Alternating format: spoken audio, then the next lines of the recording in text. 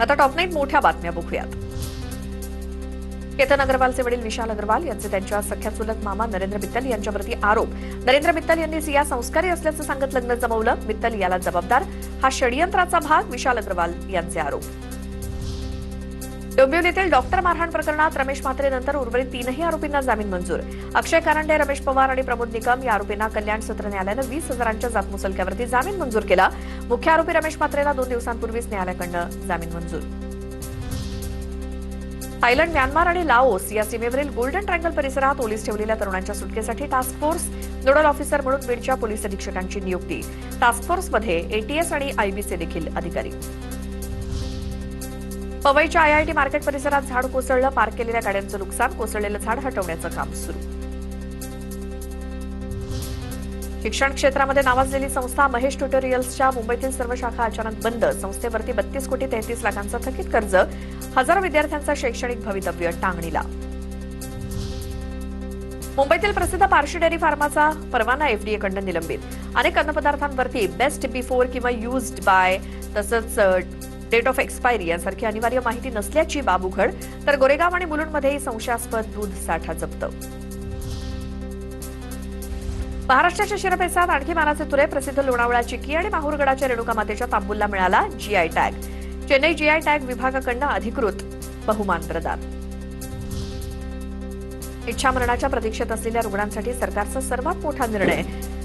Living विलनुसार उपचार थांबवण्यासाठी 2 समित्यांची स्थापना करण्याचा निर्णय. कॉमन कॉज खटल्यांमध्ये रुग्णांवरचे उपचार थांबवण्यासाठी मिळणार परवानगी. अभिनेता सलमान खान एसआरए प्रकल्पाच्या चावी वाटप आणि उद्घाटन कार्यक्रमासाठी वांद्रे इथल्या एसआरएच्या कार्यालयामध्ये दाखल झाला होता.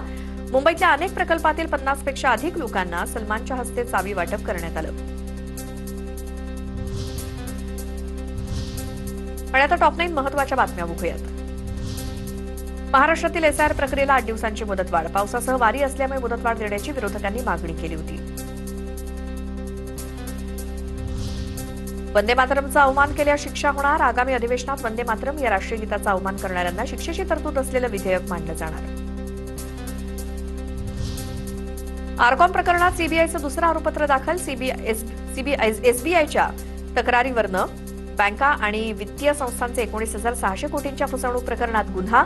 नेटिझन इंजिनिअरिंग आणि संचालक अनिल कल्या, टुनू साहू यांच्यावरती कट रचून अपहार आणि फसवणुकीचे आरोप. म्यानमारमध्ये ओलीस ठेवलेल्या राज्यातील 25 तरुणांच्या सुटकेसाठी टास्क फोर्स गठीत. टास्क फोर्समध्ये एटीएस आणि आयबीचे अधिकारी सुद्धा सहभागी.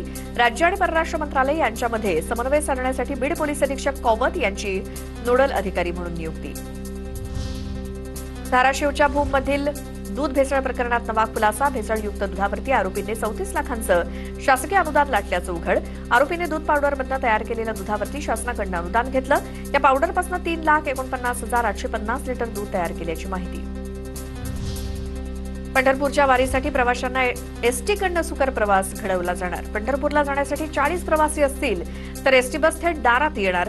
सवलतीच्या दरात एसटीची सेवा उपलब्ध होणार. एसटीच्या पुणे विभागीय वाहतूक अधिकारी कमलेश धनराळे यांची माहिती.